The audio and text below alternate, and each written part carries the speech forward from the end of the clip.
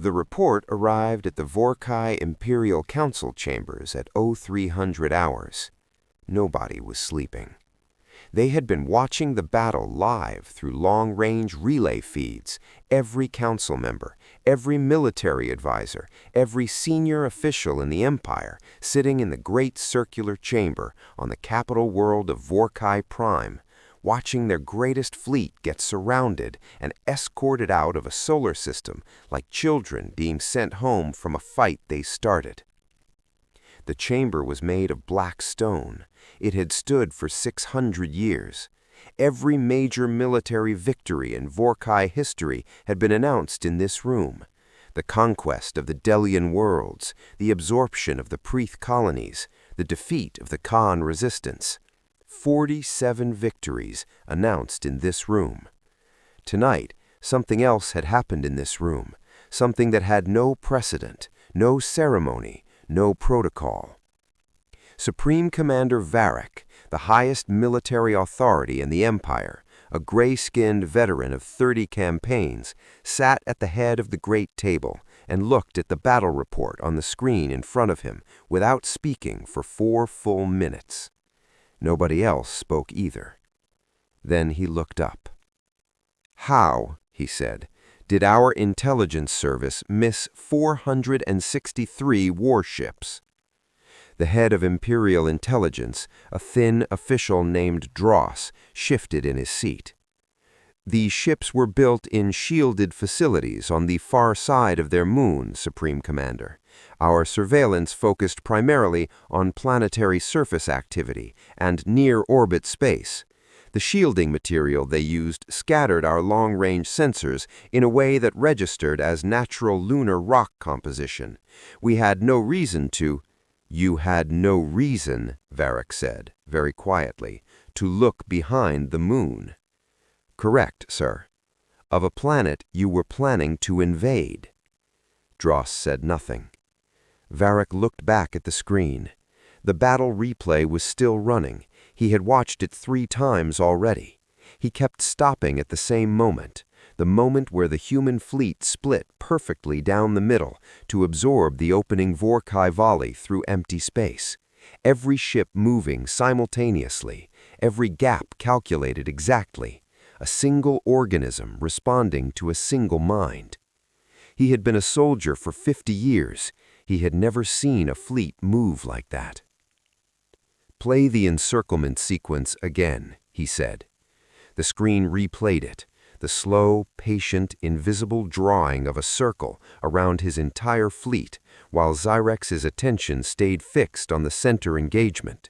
3 hours of invisible geometry, each human ship moving in small, unremarkable ways that meant nothing individually and meant everything collectively. "Who planned this?" Varric asked. "Admiral Chen," the intelligence officer said. "Human female, age 63, former exploration commander, primary architect of their unified fleet doctrine." He paused. "She developed the full battle plan over 11 years. 11 years, Varric repeated. "Yes, sir. From the moment our first scout ships appeared at the edge of their system, she apparently began planning the moment she detected us." Varric was quiet again.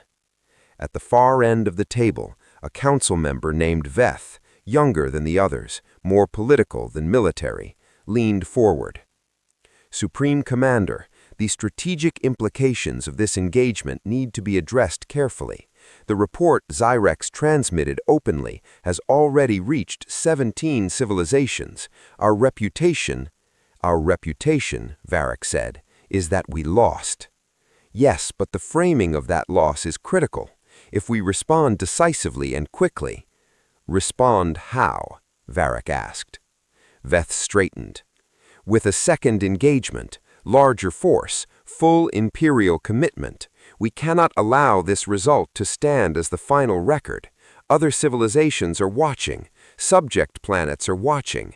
If the Vorrkai Empire is seen to absorb this defeat without response, we invite challenges from every direction." The room was quiet for a moment. Then, from the corner of the chamber, a very old voice spoke. Everyone turned. In the shadows at the edge of the room sat Counselor Maine, the oldest member of the Imperial Council, so old that nobody was entirely sure how many campaigns he had actually witnessed. He rarely spoke at these meetings. When he did, people listened. "I would like to read something," Maine said. He held up a thin document, ancient-looking even by Vorrkai standards. "This is an intelligence brief from 230 years ago, written by a survey team that passed through the human solar system during the early period of our long-range expansion. Most of you have never read it because it was filed under low-priority civilizations and forgotten." He opened it slowly. The survey team's final assessment reads as follows: Species, human. Classification, pre-contact, minimal space capability. Threat level, negligible. Notable observations.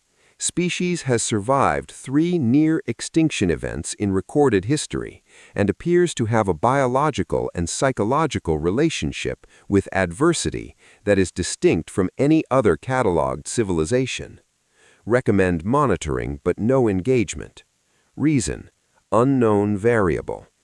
Species behavior under existential pressure has not been fully modeled and presents unpredictable outcomes. Maine closed the document. "Unknown variable," he said quietly. 230 years ago, a survey team with no military training and basic instruments looked at this planet and wrote the words "unknown variable" in their report. He set the document on the table. Zyrex had 3 years of dedicated intelligence gathering, 200 ships, and the most decorated assault fleet in our history. He paused. He also thought the variable was known. The room was completely silent. Veth opened his mouth. "Counselor Veth," Maine said, without looking at him, "is about to tell us that a second engagement with a larger force will restore our reputation. I would ask him to consider one thing before he speaks." He finally looked at Veth. "Admiral Chen has been planning since the moment she detected us. The battle we just watched was Plan A. I would very much like someone in this room to tell me with confidence that they know what Plan B looks like." Veth closed his mouth. Varric looked at the battle replay one more time. Then he made the decision that would define the next decade of galactic history. Not the right decision, as it would turn out, but the only decision a military empire with 47 subject worlds and a reputation to maintain could bring itself to make. "We observe," he said. "We study. We do not move until we understand what we are actually dealing with." He looked around the room. "And we say nothing publicly for now. We let the report circulate. We listen to how other civilizations respond. And we wait." It was, Maine thought, the first intelligent thing the Council had done regarding Earth. It was also, as it turned out, already too late, because someone else had already made a different decision. The Karath Dominion received Zyrex's report 14 days after the battle. They read it differently than everyone else.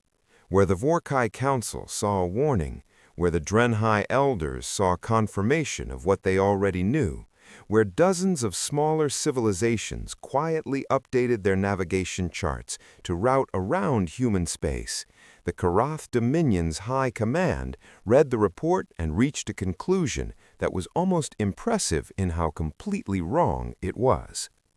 They decided that the Vorrkai had made mistakes that the Karath would not make. The Karath were not the Vorrkai. They were older in certain ways, not in terms of their empire's age. The Vorrkai had been expanding for 2 centuries and the Karath for only 60 years. But in terms of their biology, their culture, their absolute bedrock certainty about their place in the universe. The Karath were larger than most species, physically massive, 8 feet tall on average, dense bone structure, redundant organ systems that made them extraordinarily difficult to kill. They had evolved on a high-gravity world with a thin atmosphere and conditions that would be considered extreme by almost any other standard. They had not developed advanced technology through curiosity or exploration. They had developed it through necessity, through survival, through the simple biological logic of a species that had to fight everything around it just to exist. They did not think of war the way most civilizations did, as a failure of diplomacy or a last resort. They thought of it the way humans thought of breathing, natural, necessary, the fundamental transaction of the universe. And they had watched the battle near Earth with great interest. Not the part where the humans won. That part, honestly, they respected. They understood winning. The part that confused them, the part they could not process in any framework they possessed, was the part after, the terms, the open corridor, go home. The Karath High Command spent 3 days debating this. Their lead strategist, Warlord Gon, a massive Karath veteran with a face that looked like it had been assembled from broken pieces, stood at the head of the war table and said what the entire council was thinking. If you have the enemy surrounded and they are completely defeated, why do you let them leave? Nobody had a satisfying answer. The options they discussed were weakness disguised as mercy, strategic delay, some kind of political maneuvering they didn't understand, or, and this was the option that Gon kept coming back to, genuine philosophy. The humans actually believed what they said. They genuinely had not wanted the fight, genuinely wanted it over, genuinely chose mercy when they didn't have to. This option troubled Gon the most, not because mercy was confusing. He understood mercy in an abstract sense, but mercy from a position of absolute victory offered to an aggressor who had given you no mercy at all, that was something else. That was a kind of confidence he had no category for. You only do that if you are so certain of your own strength that the enemy leaving alive poses no threat to you whatsoever.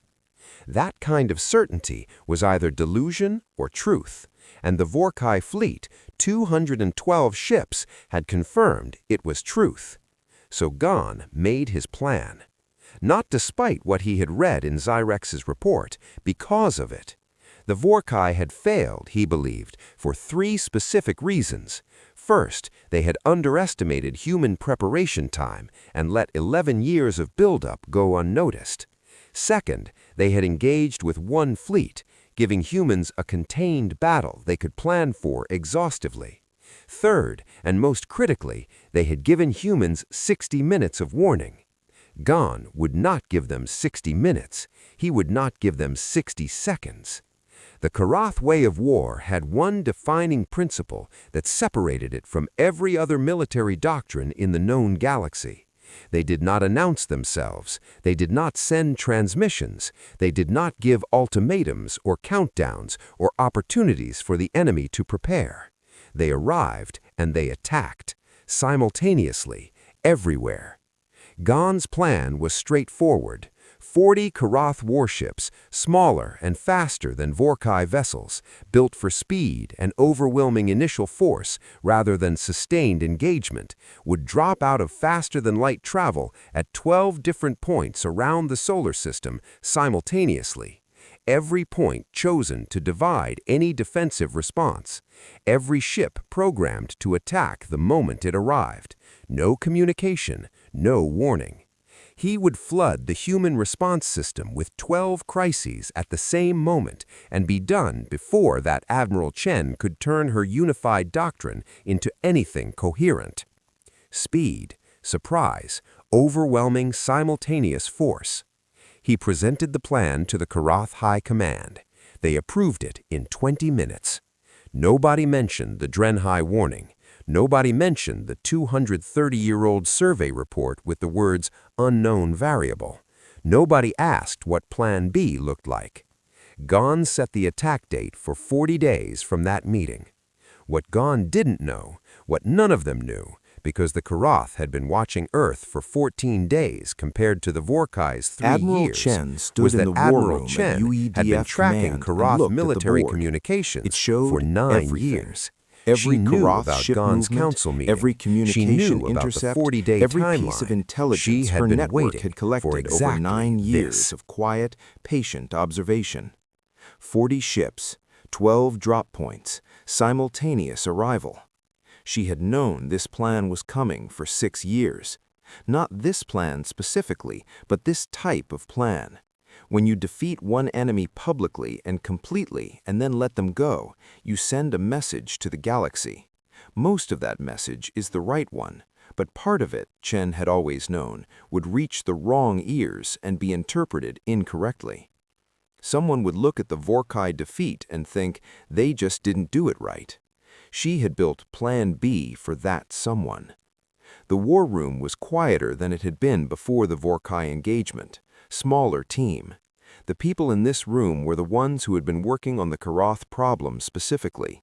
9 years of a dedicated intelligence and tactical cell that had one job: understand the Karath Dominion completely.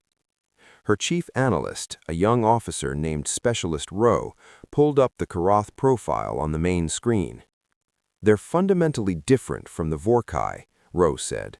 "Vorrkai are an empire of conquest. They fight to acquire and control. The Karath are more instinctive. They fight because fighting is what they do. Their entire civilization is built around conflict as a natural state. They don't think about war the way we think about it, strategically, as a means to an end. They think about it the way we think about eating, necessary, regular, fundamental." "Which means," Chen said, "which means the normal psychological levers don't work the same way. With the Vorrkai, the goal was to make the cost so high and the result so public that the cost-benefit calculation became undeniable, even to an empire that had never lost. With the Karath," Rowe paused, "with the Karath, cost-benefit isn't really the framework. They're not going to see a loss and decide the war isn't worth it. They're going to see a loss and adapt and try again." Chen nodded. She had known this for years. "Which is why the response can't just be a victory," she said. "No," Rowe agreed. "It has to be something they can't adapt to, something that doesn't fit inside their framework at all." Chen looked at the board. 40 ships, 12 drop points, no warning. She had spent 6 years designing a response to this scenario that would accomplish exactly that. The Karath were fast, they were overwhelming, they hit everywhere at once. The only way to beat that wasn't to be faster or more overwhelming, it was to make the attack irrelevant before it happened. "Activate the outer net," she said. Rowe began the sequence. The outer net had taken 7 years to build, and nobody on Earth outside of this room knew it existed. It was not a weapons system. It was not a defensive shield.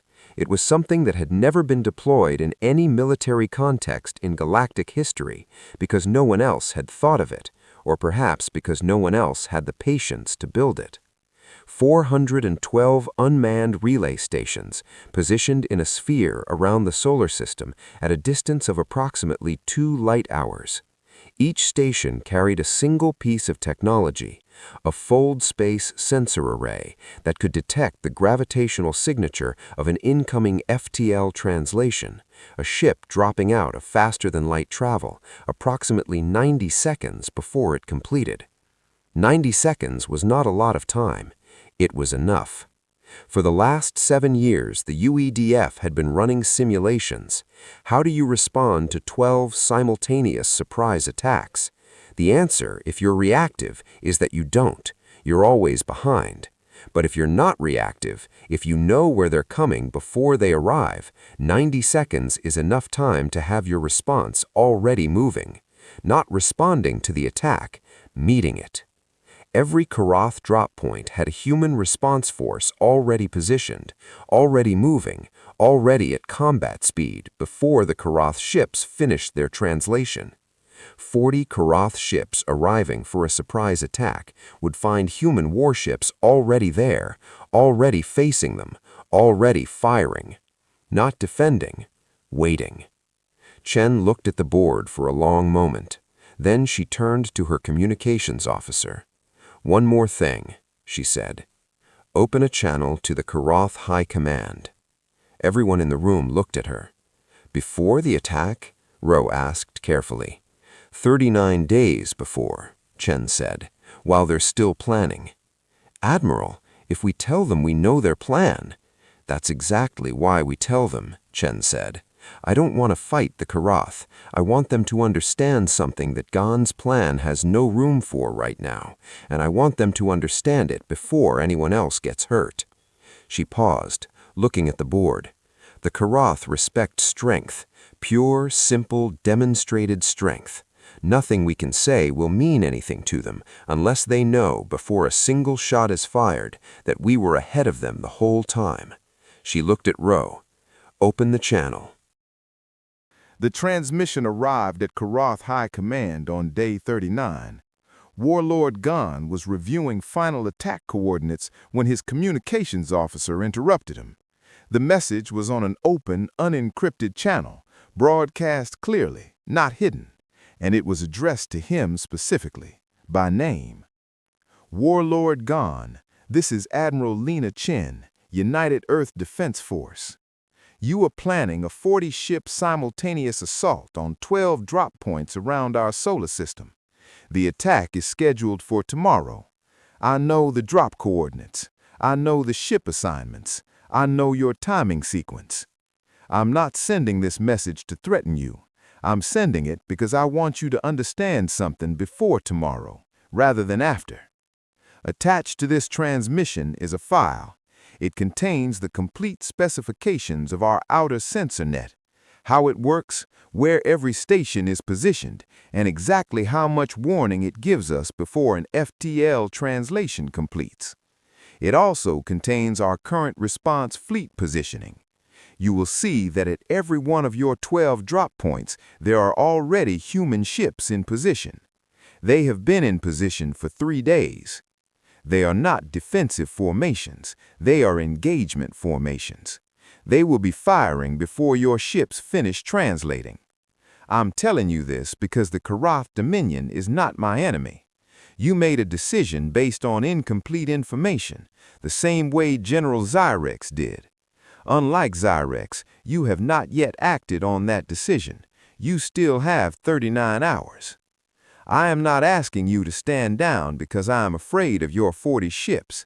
I am asking you to stand down because I would rather you went home understanding what you were walking into than learn it the hard way.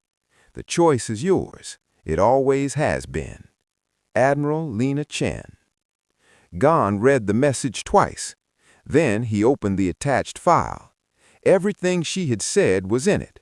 The sensor net, detailed schematics, exact positions, technical specifications that his own engineers confirmed were genuine after 3 hours of analysis. The response fleet positioning, updated as of 6 hours ago, showing human warships at all 12 coordinates, already in formation. He sat with this information for a long time. His counsel wanted to call it a bluff. They argued for 2 hours that it was psychological manipulation, that Chen was trying to scare him into standing down with fabricated information, that the sensor net might not be real, that the fleet positioning data might be outdated. Gan listened to all of it. Then he said something that surprised every person in the room. "It's not a bluff." "You can't know that, sir," his second-in-command said. "I know it because of the way she sent it." He looked at the message on screen. She didn't encrypt it. She didn't send it through a back channel or a diplomatic contact.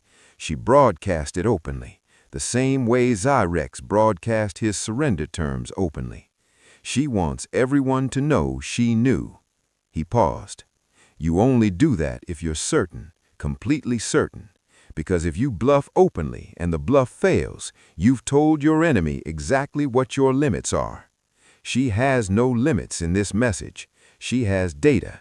She has coordinates. She has a sensor net that my own engineers say is technically plausible and probably real."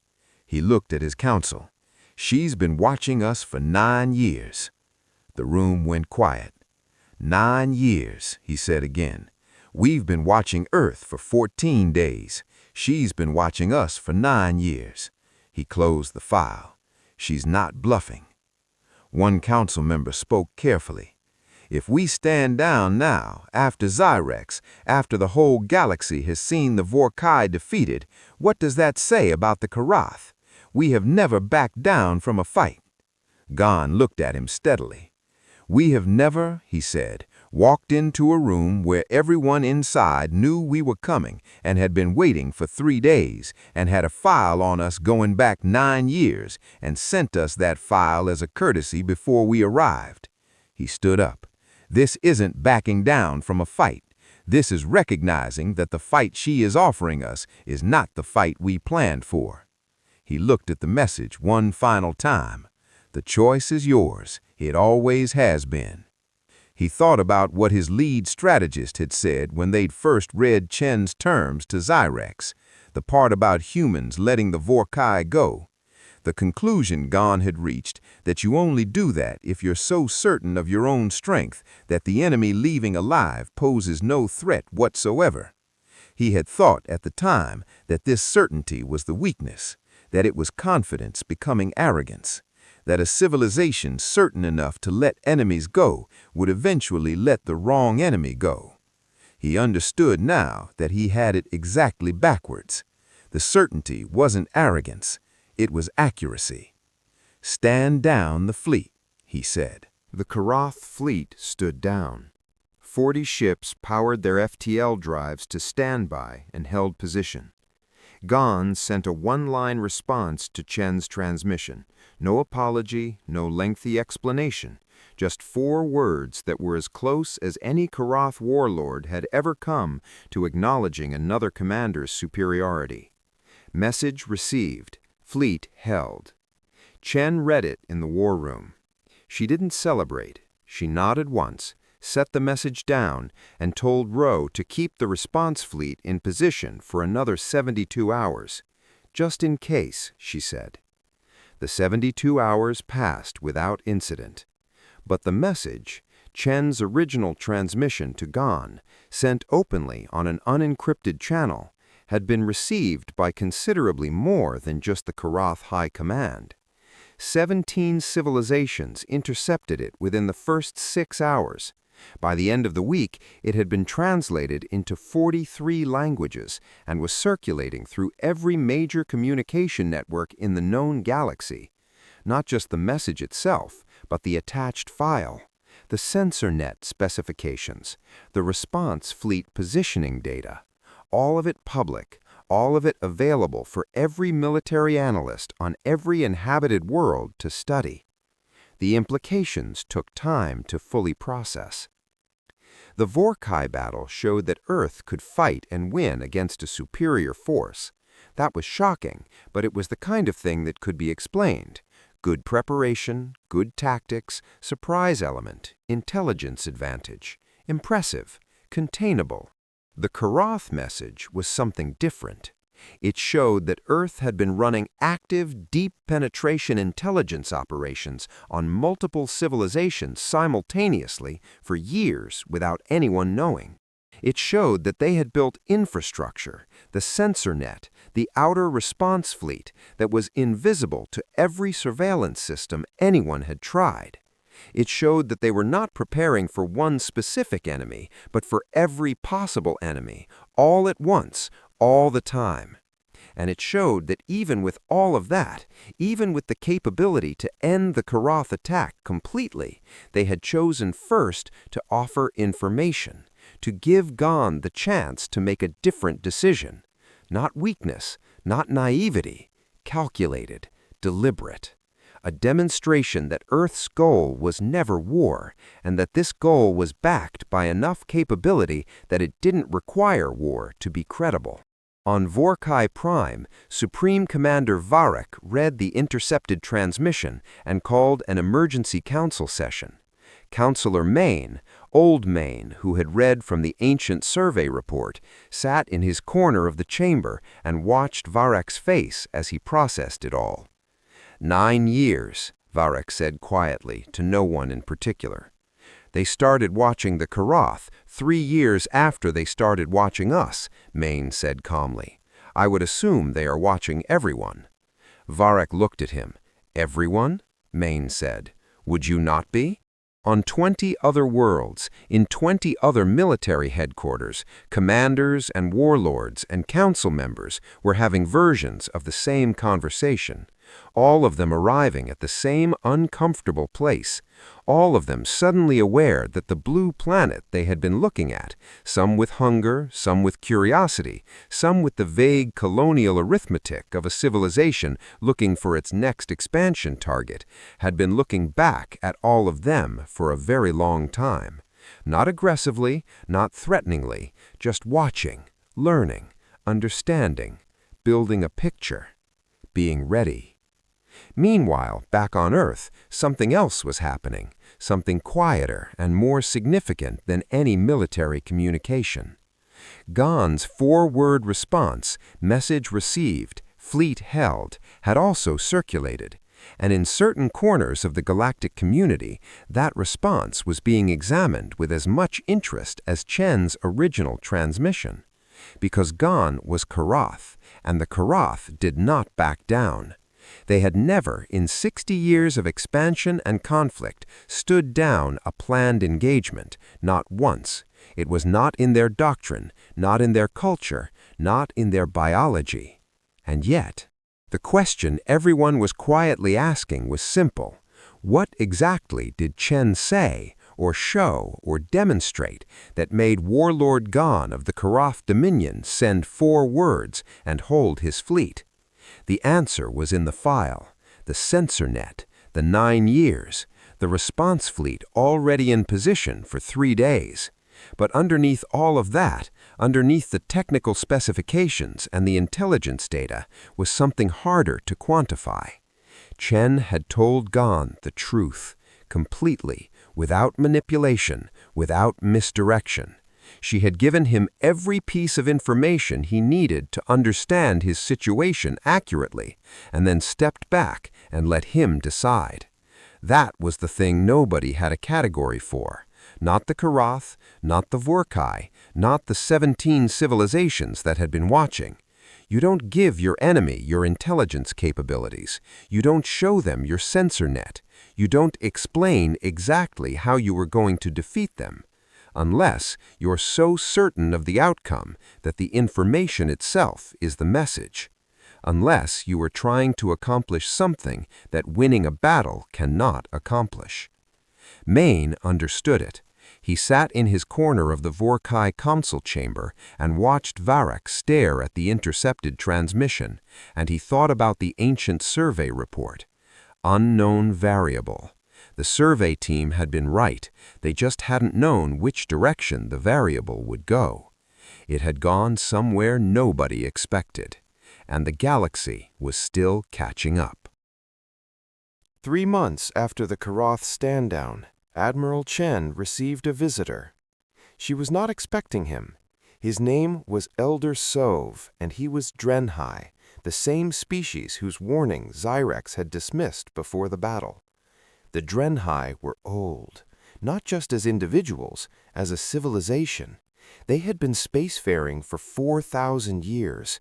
They had seen empires rise and fall. They had watched species evolve and disappear. They were, in the quiet estimation of most galactic historians, the closest thing the known galaxy had to a long memory. Sov was ancient even by Drenhai standards, small, gray, moving slowly. He arrived at UEDF command on Earth with a single attendant and no weapons and asked to speak with Admiral Chen personally. Chen met him in a small conference room with a window that looked out over the ocean. She brought tea. He looked at it for a moment, then accepted the cup and held it in both hands without drinking. "You sent the warning to Zyrex," Chen said. "I sent many warnings," Sov said. His voice was slow and careful, each word placed deliberately. "Over many years, to many different commanders who looked at your planet and saw something they wanted." How many warnings? 11, he said, in the last 30 years. 11 different parties who at various times considered Earth a viable target for various purposes. He paused.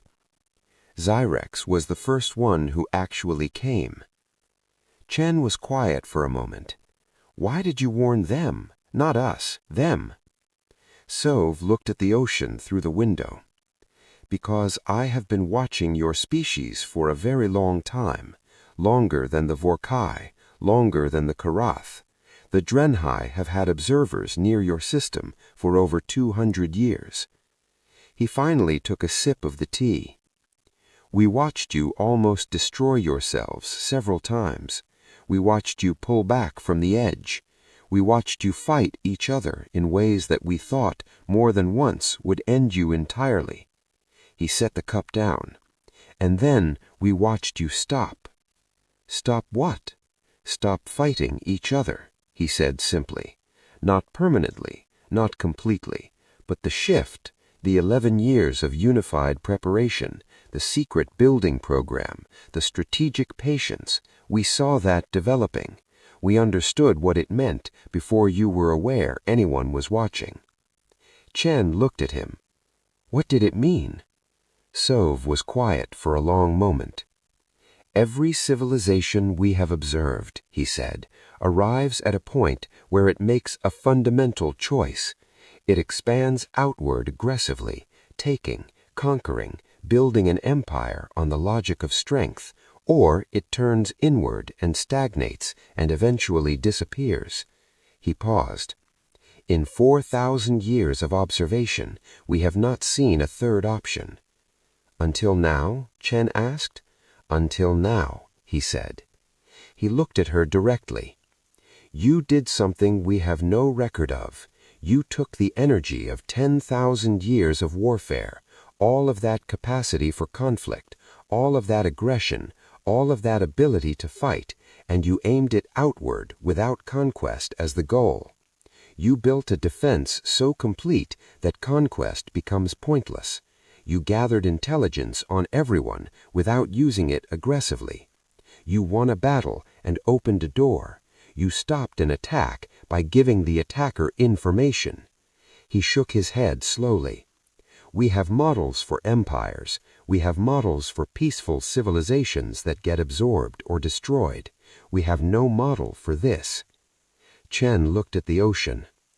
We almost didn't get here, she said quietly. It was close. A lot of times it was very close. I know, Sov said. We watched. They sat in silence for a moment. Why are you here? Not the official reason, the real one. Sov looked at her steadily. Because the galaxy is large, and what you have built here, the sensor net, the unified doctrine, the intelligence network, it covers your solar system. It does not cover the systems around you, the civilizations near your space that are not the Vorrkai and not the Karath. He paused. There are others who are watching. Some of them are watching the way the Karath watched, looking for an angle, looking for the mistake you haven't made yet. And some of them, he paused longer this time, some of them are watching the way we watched, trying to understand what you are, trying to decide if you are a threat or something else entirely. And what are we? Chen asked. Sov picked up his tea again. He looked at it. That, he said, depends entirely on what you decide to do next. You have demonstrated that you can defend. You have demonstrated that you can show restraint. You have demonstrated patience and intelligence and a willingness to give enemies information rather than just use it against them. He looked at her.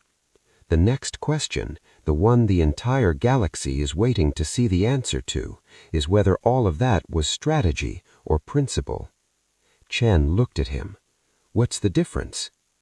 Strategy is what you do when it's the best option available. Principle is what you do when it costs you something. He set the cup down. The Vorrkai are rebuilding, slowly, quietly, with a new council and a new military command that has studied everything that happened here very carefully. The Karath are not done. Gan stood down his fleet, but he is not a man who accepts permanent conclusions, and there are others. There will always be others. He stood slowly, with the careful movements of someone very old. I came to tell you that the Drenhai are available, not as an alliance. We do not make alliances, but as a resource. 4,000 years of observation, records of every civilization we have watched, everything we know about the ones who are watching you now. He looked at her directly. The question you are facing is not whether you can defend your solar system. You have answered that. The question is whether you can build something larger than a defense, something the galaxy has not seen before. He moved toward the door. That, he said, pausing at the threshold, is the unknown variable the survey team wrote about 230 years ago. Not your capacity for war. That was always obvious. He looked back at her over his shoulder. Your capacity for something else. He left. Chen sat alone in the conference room for a long time, looking at the ocean through the window. The tea had gone cold. Outside, the water moved the way it always had, completely indifferent to empires and censor necks and galactic councils and 4,000-year-old observers and 11 warnings and 40 ships standing down and the weight of everything the galaxy was now watching Earth decide. She picked up her communicator. "Ro," she said. "Admiral?" "Start a new file," she said. "Label it Phase 3. "What's Phase 3? Ro asked. Chen looked at the ocean. "Figure out what comes after defense," she said quietly. She set the communicator down. Outside, the water kept moving, and somewhere across the galaxy, in war rooms and council chambers and ancient Drenhai archives and Karath planning halls and the rebuilt offices of the Vorrkai Imperial Command, everyone was asking the same question. What does Earth do next? Nobody knew.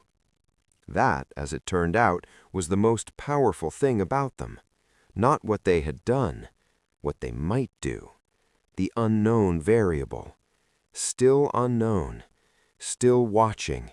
Still waiting. Still, somehow, after everything, choosing. The end. Subscribe for Part 3.